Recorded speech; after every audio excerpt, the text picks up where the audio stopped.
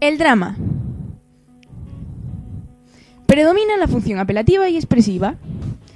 Son textos hechos para ser representados. Cuentan una historia con unos personajes, y estos dialogan entre sí en prosa o en verso. Tienen una emisión y una recepción colectivas. El texto dramático y su representación. Los textos principales son el diálogo, el monólogo y el aparte. El diálogo es un intercambio verbal entre los personajes. El monólogo es de una extensión considerable y no existe intercambio verbal, pues el discurso del personaje no se dirige a ningún interlocutor, sino a sí mismo. El aparte son intervenciones breves y cómicas, que se formulan de modo que no lo oiga su interlocutor, pero sí el público. Los textos secundarios son las acotaciones, que son instrucciones sobre los aspectos no verbales y de la puesta en escena. La representación teatral. La representación implica un doble tipo de comunicación. Una de ellas, la que se establece entre los personajes, y la otra, la que se da entre los actores y el público. Y el espectáculo teatral, formado por las palabras y los elementos no verbales, como son el decorado, los gestos, los tonos de voz, las luces.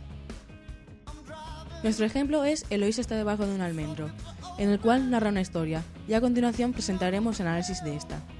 Conflicto entre los personajes y estos con el mundo. Conflicto entre personajes. El conflicto entre los personajes se demuestra con el interrogatorio que le hace Edgardo al nuevo criado Leoncio. Ejemplo de pregunta y respuesta. ¿De dónde es usted? De Soria. ¿Qué color prefiere? El gris. Conflicto entre los personajes y el mundo. Fermín echa a andar por entre los muebles seguidos de Leoncio, con muchas precauciones para no tirar las cosas, lentamente y haciendo infinidad de eses. Esto demuestra que Fermín tiene que adaptarse al escenario.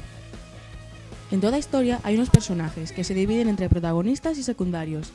Los protagonistas en este caso son Edgardo, Ezequiel, Clotilde, y los secundarios son Leoncio, Micaela, Dimas. La marca del tiempo dentro de la obra se señala con que Edgardo lleva acostados 21 años sin levantarse. Fuera de la obra, es decir, los años en los que se escribió, lo señala Fermín refiriéndose al mueble de consola, representado en la foto de al lado. La marca del espacio se refiere al decorado y los muebles que Fermín tiene que ir sorteando. Del papel del narrador en esta obra se encarga Fermín, ya que se refiere aparte a Leoncio como público, y el ejemplo se demuestra en la acotación deteniéndose y dándose la vuelta a Leoncio aparte. Hay partes que no pueden ser representadas porque ocupan un largo periodo de tiempo y no son necesarias para el desarrollo de la historia, y estas se omiten, como puede ser el caso de cambio de actos, y el ejemplo es el viaje en coche a otro escenario. Los elementos no verbales y el decorado son los gestos, los muebles, el tono de voz, la iluminación. Ahora os presentamos el análisis del discurso.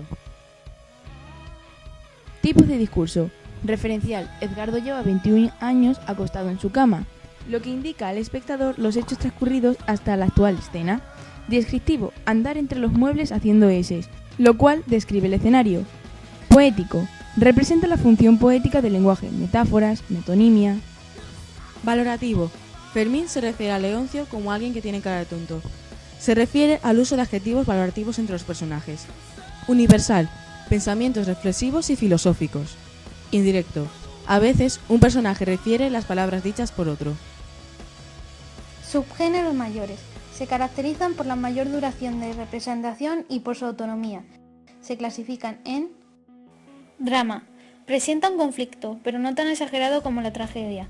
Generalmente son de carácter realista y burgués. Se centra en los problemas del hombre actual.